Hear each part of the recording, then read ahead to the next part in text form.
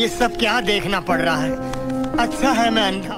84 বছরে প্রয়াত হয়েছেন গোবর্ধন আসরানি। বলিউডে শুধু আসরানি নামে পরিচিত ছিলেন তিনি। সোমবার মুম্বাইয়ের আরোগ্য নিধি হাসপাতালে শেষ নিঃশ্বাস ত্যাগ করেন বর্ষিয়ান অভিনেতা।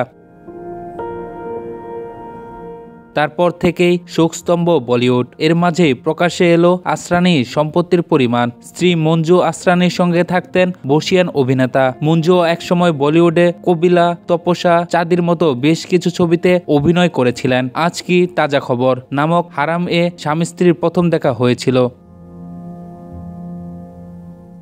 অভিনয় করে থেমে থাকেনি কোনোদিন। মারা যাওয়ার কয়েকদিন আগেও শুটিং করেছেন আসরানি, ফলে অর্থাভাব হয়নি তার। জানা যাচ্ছে 40 থেকে 50 কোটি টাকার সম্পত্তি রেখে গিয়েছেন আসরানি। অভিনয়ের পাশাপাশি পরিচালনা ও একাধিক ব্র্যান্ডের হয়ে প্রচারও করতেন তিনি। ছবি ও সিরিজে অভিনয়, পরিচালনা, ব্র্যান্ড এন্ডার্সমেন্ট থেকে মোটা টাকা উপার্জন করেছিলেন তিনি।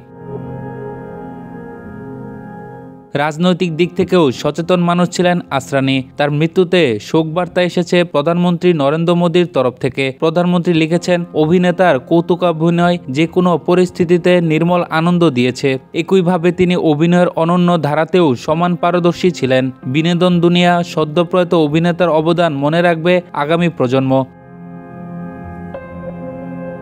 আসরানি নিজেও তার এক সাক্ষাৎকারে জানিয়েছিলেন, তিনি রাজনীতিতে সরাসরি জড়িত না হলেও পরোক্ষভাবে যোগাযোগ ছিল। তিনি বলেছিলেন, আমার দুর্দিনে পাশে পেয়েছিলাম ইন্দিরা গান্ধীকে। তিনি আমার কাজ পেতে সহযোগিতা করেছিলেন। উল্লেখ্য, দীর্ঘদিন অসুস্থতা ভুগছিলেন আসরানি। চিকিৎসকেরা জানিয়েছিলেন তার ফুসফুসে জল জমেছিল।